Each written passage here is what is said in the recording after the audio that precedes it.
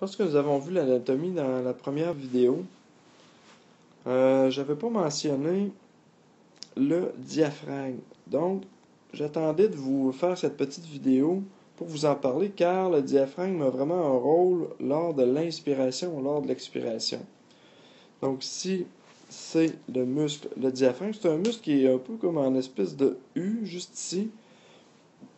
Il va être attaché aux deux poumons. Là, pour les besoins de la cause, j'ai enlevé le poumon droit pour vous montrer de façon plus précise la forme du diaphragme.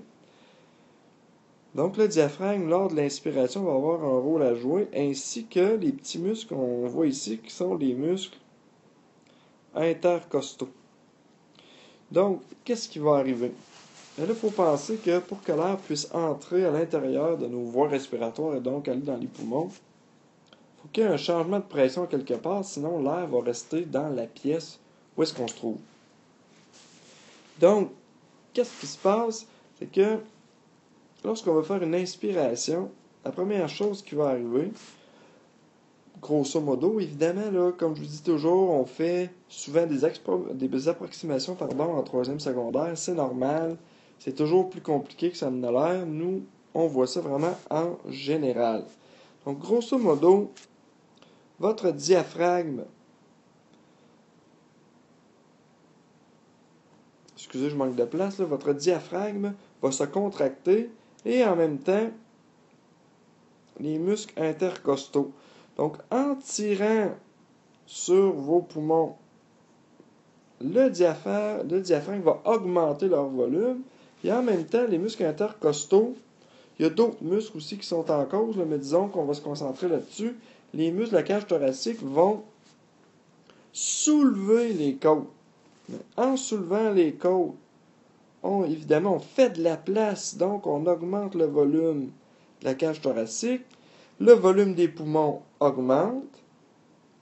On l'a vu dans la vidéo précédente, la pression va diminuer et l'air entre. Donc, diaphragme tire sur les poumons. En même temps, les muscles intercostaux et les autres muscles qui sont liés à ça vont se contracter, soulever les côtes. Le volume augmente parce qu'il y a plus de place. La pression diminue. Et évidemment, si la pression à l'intérieur de vos poumons est plus basse que dans la pièce, l'air va entrer. Si on parle maintenant de l'expiration, toutes les mêmes structures vont être en cause, si vous voulez, sauf que leur action ne sera pas la même. Là. Si on prend maintenant le diaphragme et les muscles intercostaux, on a vu tantôt, lors de l'inspiration, qu'ils se contractaient. Et là, évidemment, on veut expirer. Donc, ce qu'on va faire, instinctivement, notre diaphragme va se relâcher. Celui qui est là va se relâcher. Dans le fond, il va remonter un peu, entre autres grâce à l'élasticité des poumons. En même temps, les muscles intercostaux et autres, là, qui sont sur la cage thoracique, vont se relâcher. Donc, la cage thoracique va diminuer en volume. Ça fait une espèce de pression sur les poumons qui aussi baisse de volume. Donc, s'il y a une baisse de volume dans vos poumons, la pression augmente parce que le volume est plus faible.